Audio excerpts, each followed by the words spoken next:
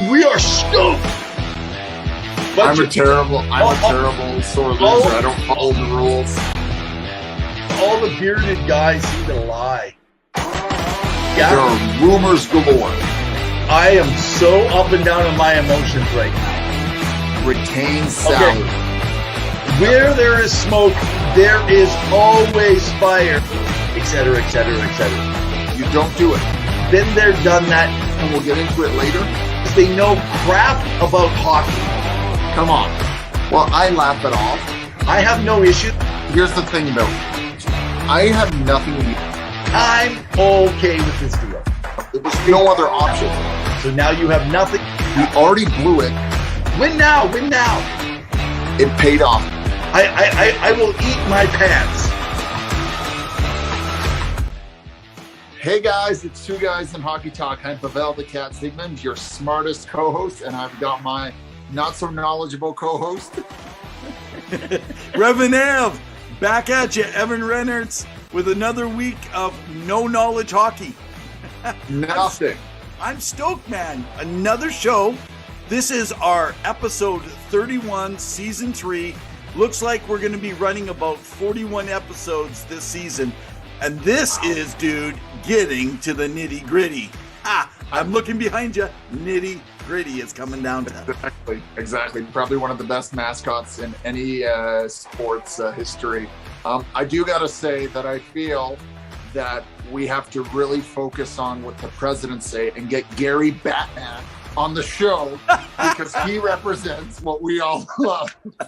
Truth and vengeance. No, but I'm just kidding. It was a fun story. I don't know if you guys heard, but that the Tampa Bay Lightning were at the White House and, you know, President Joe Biden was presenting the award. And I believe in the background there was Victor Hedman, and he had a little chuckle when President Joe Biden was pronouncing Gary Bettman, and he didn't know how to pronounce it. So he said Batman. Maybe he had just seen the movie, but it's crazy. It's silly. You know, and sometimes when you're a little older, you may get forgetful, like you, Evan, as you know.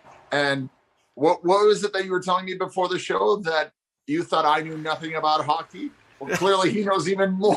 Less about hockey than my pal, Pawel the Cat. By the way, if you want to follow Pawel the Cat, you can follow him on Instagram at Color Avenue. He'll tell you everything about cats. And I don't mean Felix the Cat Potvin. I'm talking about real cats. Oh man, it's been great. So welcome to the show. Thank you. Remember to like, share, subscribe, comment on our things. We're connected again with ASAP Network for all your sports needs, whether it's football, baseball, basketball. In the midst of the playoffs, those Raptors are really giving the 76ers a fight for their lives, so it should be exciting. Basketball, boo. Oh, come on. You have to love the game. I got to do something until the real playoffs starts. Well, we got a jam-packed show for you tonight. What are we going to start with, Evan? Take it away. Well, first of all, man, let's raise our drink. If you got a drink tonight, grab your bevy, grab your snacks, and let's start our show. Hey, before we start, I got some big news. We just confirmed. We've been working on this for months in advance. During the COVID break, we thought we might be able to get this person on. We have a guest coming in. For all of you that follow hockey, you probably have heard of her, Leah Hextall. She is a Canadian sports journalist, ice hockey play-by-play broadcaster. She was the first woman to call play-by-play for NHL games as a part of the Sportsnet's first all-female broadcast team. She previously made history as the first woman to call NCAA men's ice hockey for championship game for ESPN in the 2019 tournament. She's called for the Brandon Wheat Kings of the Western Hockey League. Folks, it goes on. And she has encouraged to move into there by the legendary NHL broadcaster Mike Doc Emmerich to be the first female color commentary on Hockey Night in Canada, even with Cassie Campbell behind her. So we are excited to end our season post-playoffs before we have our last couple shows. So once the playoffs are over, she's told us she is going to join us on one of our last podcasts. So, hey guys, hands up. Thank you so much. If you're following, I doubt she's following us right now. She's probably a little busy.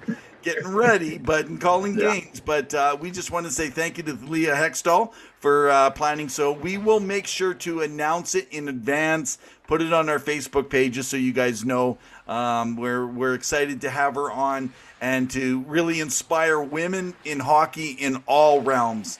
And maybe next, we've been looking for a woman referee. So anyone got connections? We want some women referees. Remember, I'm the one that said it, Pawel. I think women referees in the future will be better and there'll be less complaints when women start refereeing the game. I think in general, anytime that you're not involved in hockey, nobody's going to complain. I think it's just going to be much more smoother in general. So I'm all for it. No, I think you're right. I think the women's sport, and you can talk a little bit about what's been going on in that world right now, has really taken a front page this year and really come to the forefront. And there's a lot of more decisions being made. Now, I know that the two leagues are still combating as to what they want to do, but I think it's garnered way more attention due to the Olympics as well as other things. And I think you're going to be hearing more and more, and we'll be here to report as much as we can on it. And we're hoping to see professional women's hockey, as we had with Katie Sauv, who was on the show on a previous episode, come on and talk about playing. And I think it needs to be more promoted, and the NHL needs to get involved. So I think that's something that the NHL needs to decide on. Hey, let's mention here the IIHF Championship for women's hockey. For the first time ever, Australia has a national team that will compete in the IIHF Women's World Championship. So that's exciting news. Australia, dude. Yeah, right on. Yeah, I don't know what they say. I don't know what they say.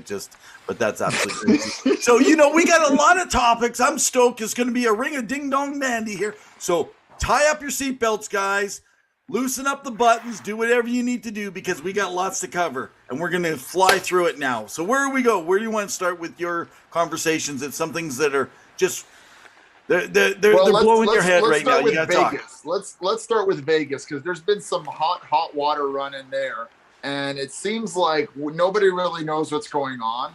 They're, as of tonight, still potentially may or may not be in the playoffs. We don't know. As we're on right now, they're playing tonight, as is Dallas versus Arizona, and so. If they don't make the playoffs, which they still have a chance, but it's a very slim margin, where do we go from here? Now, there's been some reporting coming out of Robin Lehner being injured, but this is a separate injury that Frank Saravelli reported earlier on in the year. I think it was around January. He talked about a UBI, and now it's a lower body injury. So he's clearly fighting some injuries, but because they are over the cap, they cannot do a call-up from their AHL affiliate team, which makes it difficult, which is why Robin Lehner had to dress. Now, I'm going to go out on a limb and say Logan Thompson has proven himself time and time again and has played unreal. I watched that game last night where they played the Dallas Stars and went, I think, to the 6th or 7th round of the shootout.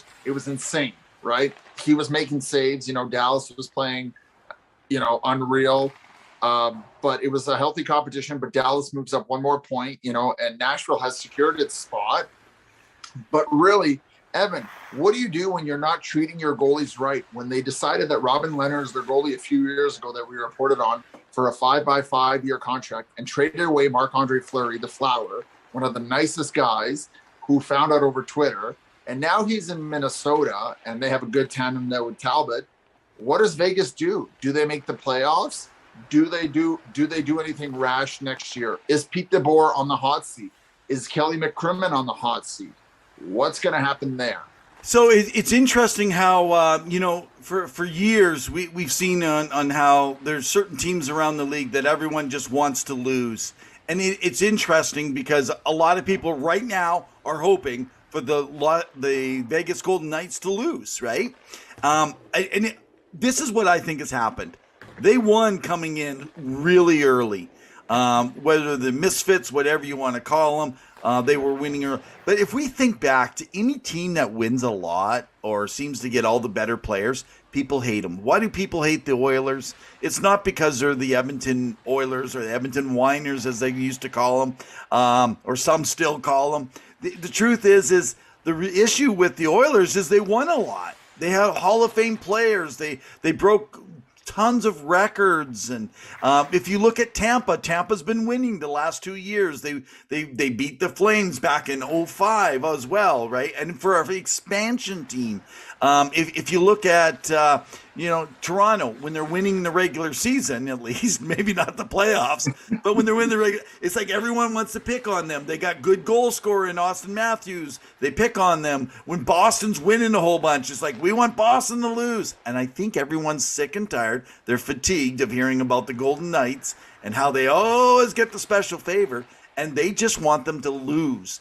But you've brought up a good question. Now I want to hear from you, Pawel, because you've talked about who wants to sign there. Will they trust them the way they've treated players like Fleury? Now, there's other players we could go on in a little more detail in another show. We don't have the time. But, everything's a mess. I think next year they're going to find a way to deal with it in the offseason. But I still predicted they knew this season was going to be a mess anyway.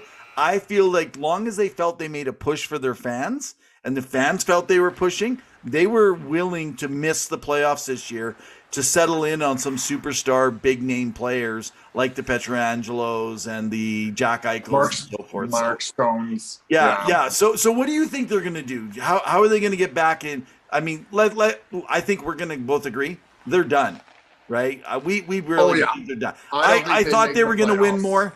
But when Leonard went down and he wasn't playing that great, obviously he was nursing an injury already.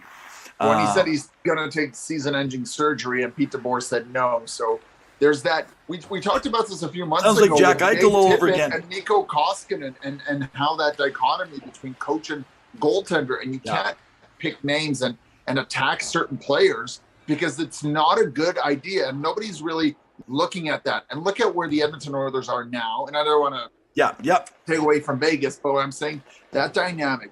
Even I think back in the day when I think it was Mike Babcock had some issues in Toronto with him playing veterans or not playing Marner and Matthews enough in the playoffs, or benching Jason Spezza, in the first game of the season. I mean, all these little things, you think about it, you need a good relationship with your team. And I don't think Pete DeBoer is that coach to take him to the promised land. And if you look at what Gerard Gallant has been able to do with the New York Rangers, granted, they have unreal goaltending, which is still my Vezina and Hart winner in my heart if I was a hockey writer. I'm not a writer. I'm just hockey. But at the end of the day, I think there's going to be some middle and upper management changes. Okay. I don't know if George McPhee is gone. I mean, he did build this team. He was giving it to Kelly McCrimmon.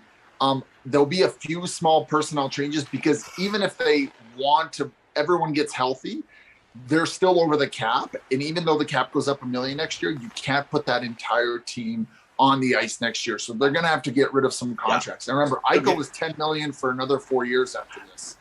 Don't forget, they're pretty much out of picks. They've given up all their top picks. Away.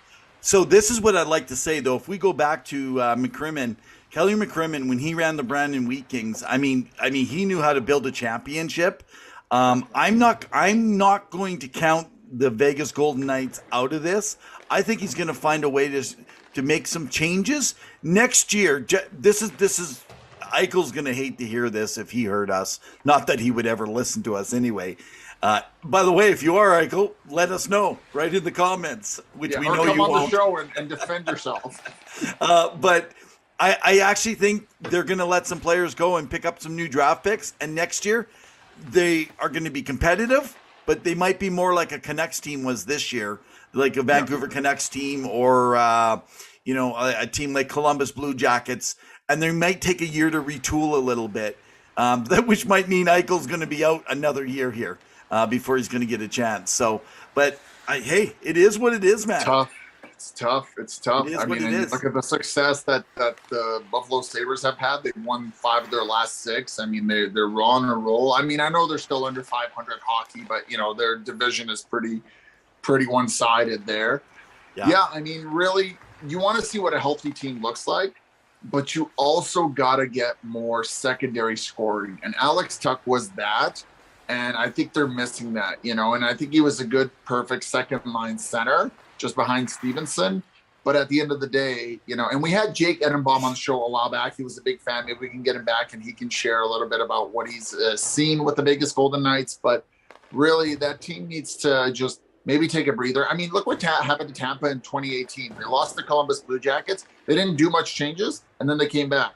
You look at Toronto last year, and they got swept. Well, swept is, they got owned by the Montreal Canadiens in a 7-game series. And this year, they've come back stronger than ever. And, as you were going to allude to, Matthews has 60 goals on the season, which is incredible. And you're going to talk a little bit about that in a bit. But, you have to build resiliency, and you have to build that knowledge of sometimes you have to lose in order to win. You have to gain that valuable experience that not every team can get. And until you get to that spot, and Vegas has really never been in a position where they've not been in the playoffs. So you should count yourself lucky as a franchise. But I will say one thing, all Vegas fans who are harping on Seattle fans, well, neither of you have a cup. So don't go boasting that you're better than the Seattle Kraken, because I've seen that on Twitter, and I think it's a little silly, but go ahead. Yeah, tweet away. Go on his Instagram at Color Avenue and let him know what you think. Let's get some hockey news on his cat channel.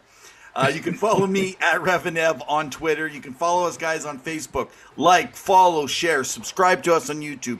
Also, you can follow us on the ASAP All Sports All Play Network. But anyway, hey, let me mention, you just mentioned it, buddy. I do want to say we do have a new boss, though, at Twitter, though, now. Well, you do. Yes, we do. Which means I can say more things that I want without anybody kicking me off. Which also means more people can say more things to me without being kicked off. So more cat pictures. So can I just say something to all you guys on social media? I do think some of you guys, it's probably not you guys, because if you're listening to our show, maybe you got a head on your shoulders. But let's face it, you don't like what someone's saying, block them, dude. Just block them. If they get offended, oh well. If they don't like it, have fun. All we ask for, if you're communicating in our social media, you can say whatever you want. We won't block you. We'll let you say stuff. Just don't come against people's character. That's all we just say, right? You can tell we know nothing, and you can say we know nothing, but just don't come against people's character. Or guess what we'll do? We'll block you. So anyway, I love telling Evan he knows nothing about hockey and telling him he's wrong. So I'm with you there, Twitter. That's coming from a guy that only knows about cats. So everyone thought your handle had something to do with about your reflex, and I was like, no, it's just because he likes cats. So Matthews, I wanted to share this last week at the end of the week, just right after our show. So when Matthews was sitting at 58 goals. There's a lot of talk about, we talked about this, we're not going to spend much time right now, the Hart Trophy, who's going to win this thing. A lot of people think, it's funny, wherever you are, it's kind of biased. If you're in the New York region, you think Sherstinkin. How do we say his name again? Sherstinkin?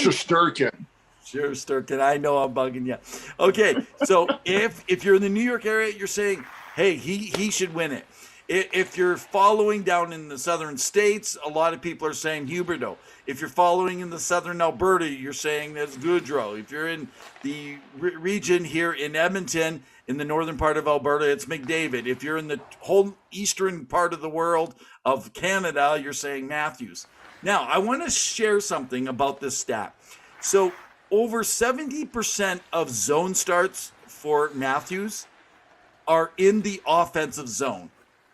So people saying he's so defensive, you need to look at the stats. The other thing to say about Matthew, and by the way, to me, he's the greatest goal scorer in the history now of the Maple Leafs. And right now, he's the best goal scorer in the NHL. Yes. I give that to him.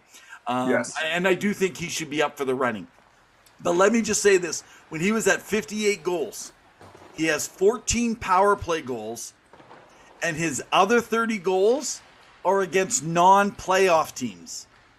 28 of 58 are actually against playoff teams. So he's 60% are all against non-playoff teams he's scoring goals on. So I want you guys to notice that. And when he scores in clumps against non-playoff teams. Let me tell you another player who's a project that's coming in, going to be coming into Edmonton. That's the one fear is Carter Savoy. is because Carter Savoy played against the weaker teams, scored a lot of his goals against them. So please watch that. When you see guys like Stamkos and Ovechkin, they're scoring those same goals on the good playoff teams, the solid contenders. That's a big deal how that player performs. So just realize that when you're going on that he's all Hart trophy. I actually think that it's going to be between Matthews and McDavid. I'm not sure who's going to win. We'll see in the last couple games that they got left. But if you're a Toronto fan, guys, I'm not hating on you, man. You got right now, I'm telling you, I think he's the number 2 player in the league, but he don't deserve the Hart, man. He don't deserve the Hart. Oh man, Evan, you're just starting a Twitter war again. Can I say something? Can I say Go something? Ahead. I'm gonna change who I'm voting for the Hart. If I had a vote, I'm actually going for Huberdeau this year. The fact he is so close to McDavid in points. I know he's playing for a better team, but we got to quit holding that against other players. The fact of what that team has done and changed around, and he's a left wing. He's not a centerman. He's a left wing scoring that. But like you gave the argument for Matthews, he plays against non-playoff teams like Buffalo, Detroit Red Wings. Yeah. You know, like what's the difference between Matthews and Huberdeau? Well, I haven't checked out Huberdeau's stats. Oh, okay. He's got quite a few assists. He's been there. Yeah. Again, I still stick with Shesterkin. He is my number 1. You know, Goudreau has really gotten up in my voting. So you're giving the your last little bit that I said because of his even strength points. And if you think about hockey and the best way that it's played, it's 5-on-5. So and he's got like. So Shesterkin's getting your podcast vote, right? Exactly. He's getting my podcast vote. And I'm sorry, but that team, it's the most valuable to your team. If he is gone, if that player is removed from the equation, what is your team? Right? And so for me, Toronto is already stacked because they've won a lot without Matthews due to injury or conditioning or whatever the situation may have been. And they're even better with him in the lineup, but they've been able to win without him because they have so much offensive firepower. But in my mind, teams like Oilers without McDavid, you have Draisaitl, but can he hold the load for a full 82-game season? Yeah. Right? Do you have that depth scoring? You know, Evander Kane has come in and made him. And it's interesting. It's interesting because you were talking. I know we're cutting each other off, but we're talking about the Hart, and we said we're not talking about the Hart. But it's interesting because McDavid's top players he plays with are not even Evander Kane lately. That's been helping him, but some of his top times is with Hyman, Puljujarvi, Kyler Yamamoto, and Evander Kane. That's the top 4 players that he spent more time with, and none of those players people are going to say are in the top 25 in the league. So if you're going by who plays with who, that's a big deal. I just think, though, that's a bad argument, and I think McDavid's got ripped off in the past because he played with Draisaitl. Now he's without Draisaitl, still doing the same thing. I think he's proven time and time. I mean, to me, McDavid is the best player in the league, but I don't know if he's the most valuable to his team, which is the reward for the Hart. And I think he's going to most likely win the Ted Lindsay Award, but that's just my prediction. Now, you did bring out Huberdeau, and I did want to talk about one player, and I featured him in the back here. So Claude Giroux, when he got traded, you know, people look at kind of acquisitions to see, you know, was it a good acquisition? Was it a good trade? Who did it benefit? Was it equal? Did one side win better? So currently, in the last little bit, Claude Giroux has scored 3 goals and has 20 assists or 17 assists in the last little bit with the Florida Panthers. You know, he's playing on that top power play unit, which is deadly because you got Huberdeau, you got Barkov. So 23 points. Giroux has 20, because that's one of my things I was going to talk about. 23 points in 18 games. Yeah. He is playing the best hockey of his life statistically. And he is keeping the Philadelphia tradition alive where he is in the playoffs this year. Like I thought I predicted that they would have done, which normally it's 1 year off, 1 year on. Hey, let me throw another stat. The team, since acquiring him, have played 18 games. They're 16-2 with him in the lineup. Yep. I still question their back end without Ekblad. And what does that look like? because he is going to be a big piece going into the series. Now, they may face, and we're going to get into the series soon, and we're going to have some discussions about who plays how and who's going to emerge. But it looks like they're either going to face Washington or Boston, which is, I don't know if it's going to work either way for them. Maybe our former guest, Mike Smith, can give us some insight into that if they face Boston. But really, Florida has a lot to prove. And, I wonder if Bill Zito will look at this year, if they get out of the first round, if he needs to change anything, if this was a great season success but not playoffs, or if they're looking for more and they're going to change more personnel. Yeah. No. Granted. Granted. And well, I know a lot. Go ahead. Yeah, no, I was going to say, I wanted to come back. If you got something, you go ahead and finish it because I want to come back to Toronto. Oh, no, essentially that was it. I did hear through the grapevine that UC Saros may not start for Nashville. And he may be out for a few games, if not the first series. So that's going to be a sweep, man. If he's not in, that's a sweep, eh? And it looks like they could either face Calgary or Colorado. It's one of the two, depending on where Dallas ends up. Yeah. Well, yeah, especially if they don't win out, right? So wow. Okay, well, let's give our head a shake. I want to take a little bit of time. We both, when I say give our head a shake, at this next discussion, I want to talk about Rookie of the Year candidates. There's a few players out there, but I want to focus this around bunting. This is my issue. Now, I'm going to do a comparison, and then I'm going to throw it back to you, Pawel. But I'm going to do a comparison between someone that, to me, should not be running for Rookie of the Year, but someone who is ineligible. Now, let's look at bunting, rookie. Bouchard. Evan Bouchard is a rookie in Edmonton. Yes. Bouchard is not eligible. Bunting is. Bunting has played 26 NHL games. He's 26 years old. He's eligible. Evan Bouchard he's 22 years old. He's 4 years younger, and he's played 5 less games. He's only played 21. But because his 21 games has been split over the first 2 years with so many games, I think it was 6 or so amount of games in his first year, so that he was sent back, he's ineligible to play. Now, sorry, go ahead. Oh, sorry, I'll just give you the stats. So in Arizona, he played in 2018-2019 5 games with 1 goal and no assists.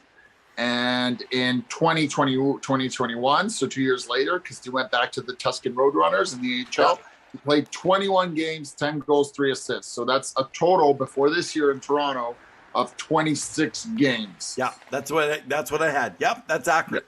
Okay, so now I want to show people the insanity of this.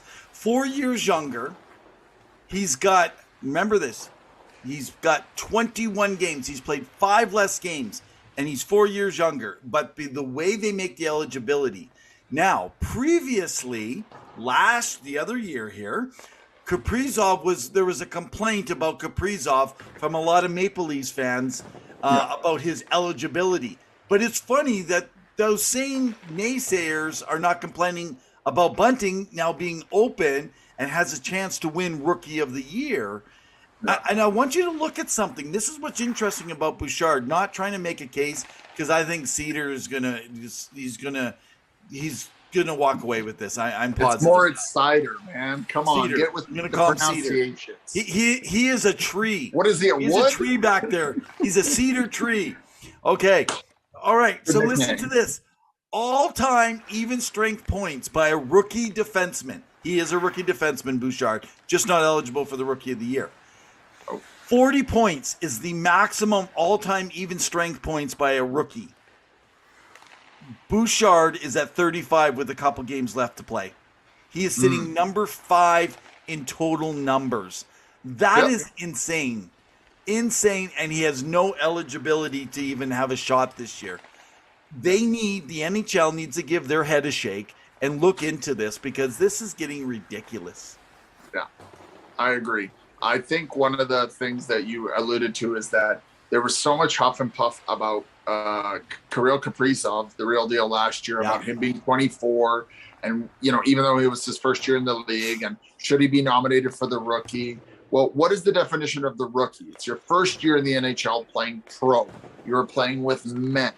Now, I do give credence and a little bit of leeway to players like Moritz Seider, like Lucas Raymond, like Trevor Zegras, who are in their first year, but they're only maybe 18, 19 years old, because to be at that level of skill, to put up points with your team, and maybe your team isn't as good, maybe like a Jack Hughes in New Jersey, and you're still putting up points, you're still playing top minutes against the most elite centers, defenders, things like that, and you're still making an impact, that is a big deal. Now, when you're 24, as you know, Evan, and a lot of hockey fans know, you're a bit more built, you're a bit more skilled, you've had time, you've seasoned a bit, so you're ready for the big leagues. It's not to take away from what Michael Bunting has done, say that 5 times fast,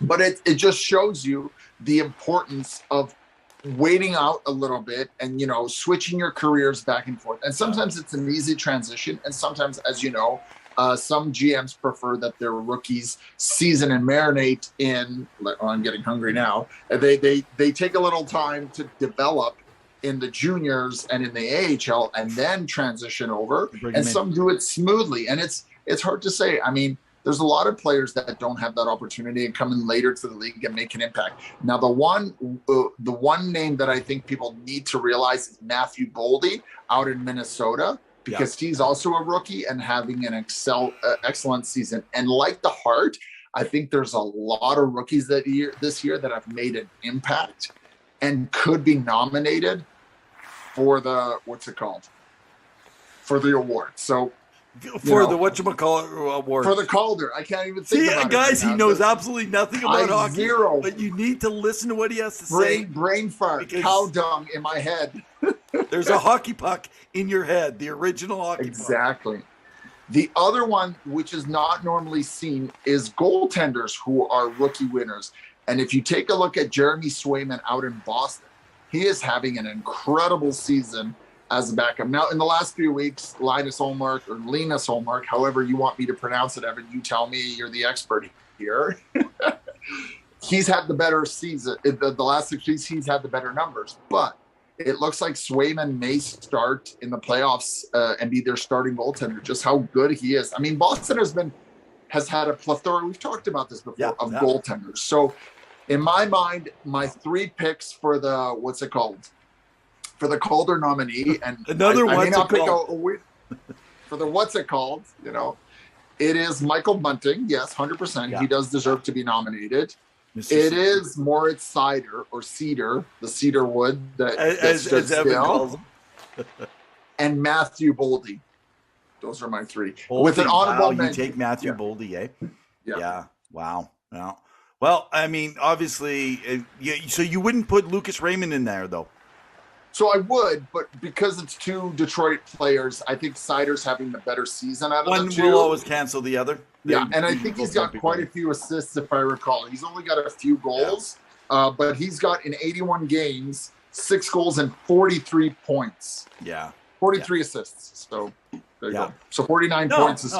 It makes sense, everything that you're saying, which is, I apologize to all of our hockey fans here actually saying that Pawel the Cat actually makes sense. But you know what? Sometimes it is what it is. Hey, let's move on. We got a whole bunch of things we wanted to talk about. Let me just throw in non-NHL related, because we got a few more NHL things to talk about. I just want to mention that the CHL has officially come out, and there is sanctions now against the Russians and the Belarusians. They are not eligible for this year's Canadian Hockey League import draft that is on July 1st. I want to say that this is hogwash. Putin never wanted to have Russian players, specifically Russian players, to play in North America. They've wanted to keep their own junior players for a long time. So the only person that this is punishing is those players. Now, what I will say is that the sanctions are not against current people who are playing for those teams currently. Yeah. This is only for the import draft. But I just feel like they're stretching. For example, who is it? If you guys go follow Ken Campbell on Twitter, look him up at Ken Campbell. He has some articles on this. He brought up an interesting point. Now, I'm not saying yes or no, but how come the Americans, when they were invading Iraq, they didn't say no to the import draft for Americans? Yeah, that's one of the things that he brings up. Now, some people are like, well, that's a whole different ballgame. The point is, sanctioning against 16 and 17-year-olds, and I saw some people on Twitter going off, and I know Twitter is going to even get worse over the next while, but I see some people going off on Twitter kind of saying, yeah, well, how do you know those Russian kids don't want to go and invade? It's like, oh, come on, get off of your pot. It's just like, what kind of pot are you on? You got a few hockey pucks stuck in that pot, I think, or maybe too many you've taken to the head. And you're actually not understanding. These young players' careers are on the line because of a stupid country, right? I think you've been spending too much time with Aaron Singleton from the show about hockey podcast, mixing with political fairy dust of like what you think is happening. You know what? It's been done. It's out of the realm of control of what happens. Just the way COVID and the medical world responded to COVID and how hockey had to respond to those narratives. We're not ever going to get a clear picture of how that's going to impact drafting, how it's going to impact development teams, who selects where and whatnot. I only hope that these kids who really, at the end of the day, regardless of their own personal views, I mean, they're kids, right? So they haven't made up their mind and they're still young and impressionable. Their focus is hockey and making it to the big leagues. That's all it is. Whatever league that includes. I mean, ideally the NHL, but maybe KHL for them or AHL or somewhere in Europe. They want to play in Sweden or Finland. And so at the end of the day, you know, you want to make sure that they succeed and have the best opportunity possible. If this is going to hinder it, they're going to look for alternative ways. And sometimes we won't be exposed to great players until later on in the future to think, wow, how did they drop so far in the draft? Or wow, why didn't we know about this kid beforehand? So that's the only thing I can really say about it.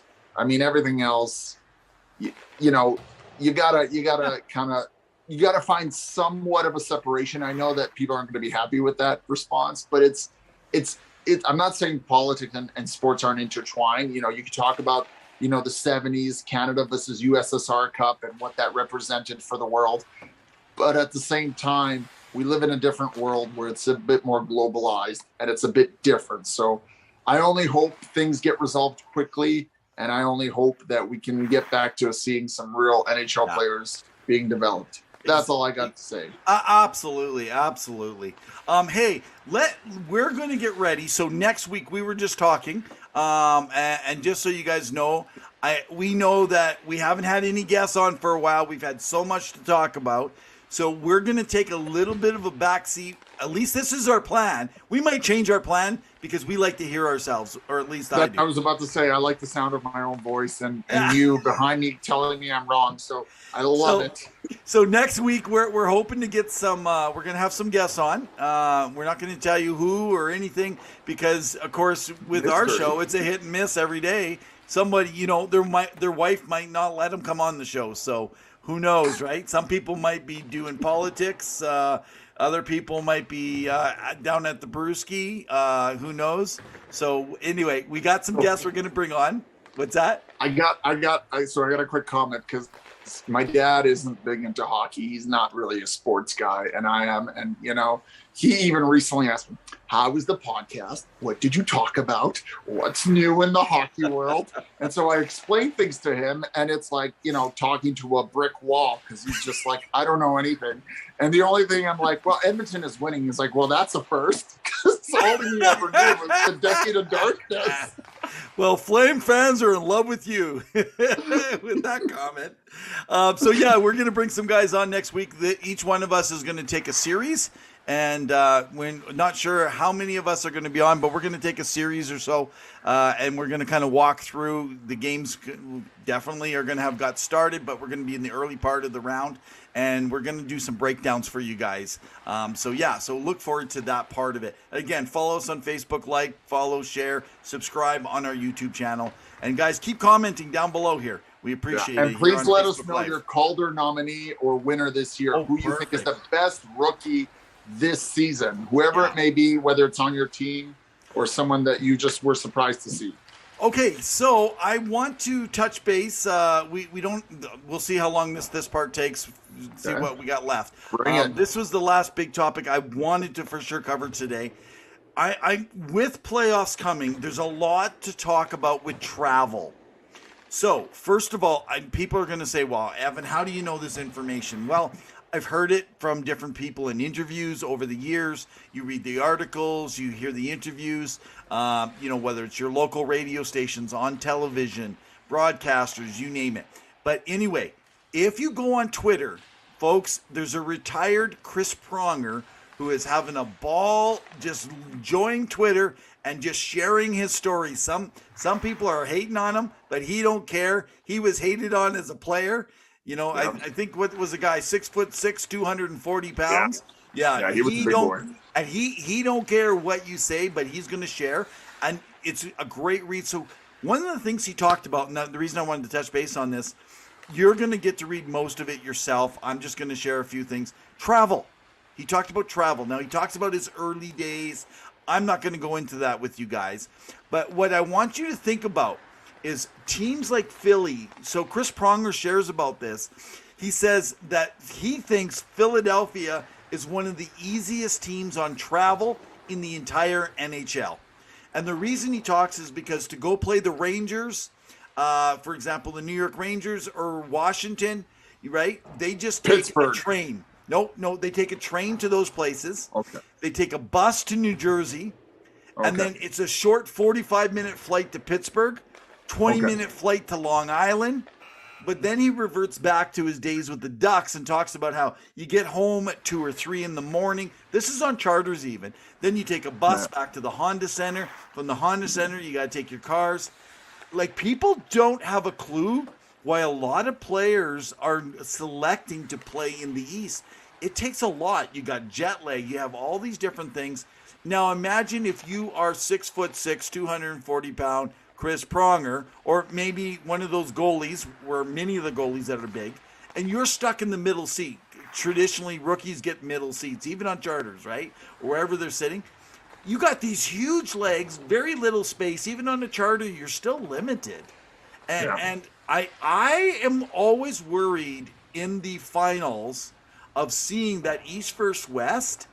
And that's why, if you remember back in the 80s, when the Ron Hextall Flyers took on the Edmonton Oilers, it was a 2-3-2 format. It was 2 games in the home team, 3 games. All 3 games were played in the visitors, then the last 2 in the home team. And so here's a question. Playoff format. Would you like to see a 2-3-2 to be a little bit more fair for the West? And if you are, my question is, are you an Easterner or a Westerner when you make that vote? Because that's a big deal. That's a big deal. It is. Yeah, it definitely is an interesting one, especially depending on which 2 teams end up in the finals. So this year we could have a Tampa Bay and a Calgary in the final. Very real possibility. And the distance between those 2 cities, very far, Or if you, but you could also have a Los Angeles. Well, Los Angeles, possibly. A Los Angeles, Ranger. New York. Yeah. Well, Right? come on. So- Like, for our Ranger fans, I mean, they got hope this year. Come on. Rangers versus the Los Angeles Kings. Well, I was gonna say maybe like in Edmonton and a Florida, right? Like then you've got really far distance, even further down, right? So yeah, it definitely flights. I think they've talked about it, how I think the Western teams usually in the Pacific have the highest or the longest amount of distance that they do each year than those teams in the East, because they're so close, all those cities, right? Within near reach. So it definitely can have an impact for you. That being said, I think, like Kucherov kind of indicated last year, he couldn't even sleep. A lot of players probably have a hard time even sleeping throughout the night in the Stanley Cup Finals because of the intensity and the impact of the series. Just thinking about steps that you're going to take, your routine and what you have to do in order to win that next game to get to that final. So it's definitely going to be an interesting go of it. Yeah. Oh, you lost me there. Or I lost you there. Sorry. Yeah, Technical no, it's good, difficulties. Even my recording didn't like what I was saying. Sorry. It's trying to shut me up. All right, I'm done. Well, hey, with mentioning about the travel, so here's a question. When I'm talking about like so playoff formats, I was listening to an interview with the Hall of Famer and the second most points for defenseman in history, Paul Coffey. And he talked about in the early days, if you remember when the Oilers first made the playoffs, they went against the number one team, the Montreal Canadiens, who were coming out of their dynasty. And that's the great Guy Lafleur, Larry Robinson, et cetera, et cetera. But it was a 1-6, and I know a lot of people even have thought West and East, right? 1 versus 8 and 2 versus 7. We've had that. And we've had that talk. But I mean, think of this. What if you quit having a West East, so there's no fairness at all about where the East just gets to have less travel and the West still has to travel amongst each other, but you have a 1 versus 16 again, a 2 versus 15, and literally the first, second, and the top 4 spots, you're going to play a team that barely made the playoffs, and there's less chance of upsets. I kind of feel like the reason people want within conference is they're trying to build rivalry, but there is no real rivalry anyway. And so why don't you just get the best teams, best on best, like every other hockey tournament, generally speaking? I don't know. What do people think? Yeah, you guys can comment. I'm happy with the format that it is. I don't want to. It changes every few years, anyways. So from the time I started watching hockey, it's always been something a little bit different. Even in the All-Star game, they've had it, And at the end of the day, it is what it is. If the owners agree to it and the GMs agree to it, go for it. I like that sometimes the upsets because you don't know what to expect and predict. That's Montreal beat out Pittsburgh last year. Chicago beat out Edmonton a few years ago in the bubble. Yeah. Columbus beat out Toronto. There's few upsets, right? It happens every so often, and it's unpredictable. That's what I love about playoff hockey. It's unpredictable. What I'm curious about is to see how reffing takes place. The first episode of the season that we did, we're talking about cross-checking, whether that's going to be in enforced. Has it been, Evan? No, it has not. Not as much as we wanted it to. I actually want to say that I'm noticing. This is what I've noticed actually with cross-checking. Didn't expect you to bring this up, but what I've noticed with cross-checking, and we only have a few minutes left here, but with cross-checking, what I've noticed is there is less cross-checking in front of the net. Yeah. Now, I don't know if that's intentional because it's not because they called so many penalties, but the stick behind, some refs don't call it, but other refs are still calling it. Yeah. But all I can say is every playoff season we come into it and I'm like, please let the skill players play. Don't let the cross checks and the whacks and hacks and illegal stuff that would get called in the regular season not be called in the playoffs. The NBA's got it right. You let your star players be star players, because otherwise we're going to always have teams that it's all about grunt and grit. I want the grit, but I don't want the grunts, if you got my point. I want the skill with the grit, right? That's why, like Crosby, man, the guy might be a 5'11", but at 205, 210, he plays like a grunt with a lot of grit down in those corners, and yet he has skill. But if you keep cross-checking them and hitting them and knocking them over and you don't get called for it, well, you've just eliminated one, if not one of the best players to ever play in the NHL. No, 100%. 100%. That bugs me. I have to agree with you once in a while, but once in a while. I'll give you this one this time. So, any last thoughts before we finish up, Evan? I just found maybe you can update me a bit. I didn't do my history check. Anyone else can kind of comment on this? What about Dryden McKay? You talked about him the other week. Yes, so we did. So he just signed an entry-level deal with the Toronto Marlies.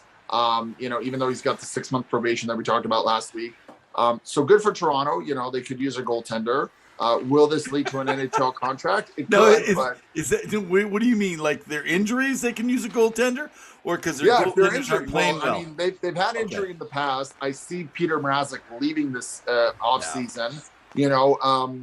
Skalgren that we talked about, he's played pretty well given everything. You know, what he was a fourth goalie in line, you know, like an ascension to where they were going to go. You know, Jack Campbell is to his true form. He's been playing very well, which is funny because both Edmonton and Toronto, there was a lot of talks with their GMs around trade deadline 6 weeks ago about goaltending and not replacing it and how bad it is. And now Jack Campbell and Mike Smith have been playing very well. Will that translate and transition to the playoffs? Remains to be seen. But they've had a great April and a bit of March, right? So it's definitely interesting. But Dryden did sign. So congrats to the kid, because that's a great opportunity for him. And I hope to see him in a Marlies uniform because they're doing well. I do also want to give a shout out to the Oil Kings, who are playing very well right now against the Lethbridge Hurricanes. Hockey League. Yeah. CHL. It's been pretty exciting stuff. You know, I think they're up 3-0 on the series, so that's been pretty good. And okay, so hey, you had asked me a question. What was kind of my last thought of it? And I just want to put out best wishes for a quick recovery to Trip Tracy, broadcaster for the Carolina Hurricanes. He has stepped down from calling games for them right now, and as they're going to the playoffs, just to address personal matters. You know, there's a lot of speculation of what it is, just like Carey Price and many others before him. I would tell you, you know what, let's honor that. Right now, Tripp has gone on social media and apologized for needing to take the time. It's like, you know, I know Tripp doesn't listen to us, but I'm just going to say, man, he's a great guy, and there's no need to apologize for taking care of your own health and making sure your family's doing well. So, hey, we want to wish him a quick recovery, and, you know, pray all is going well with him and his family. 100%.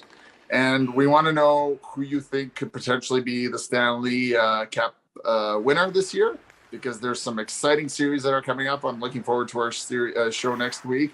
I also want to say, Evan, like in the last 31 episodes that we've done, and it's been a hell of a season. There's been so many up and down stories, roller coaster of emotions, of things happening, highs and lows for a lot of teams. But we finally got here, and I'm excited for our playoff edition that we do. We hope you guys tune in and check us out, whether on Twitter, Evan on Revenev, you know, his Twitter handle.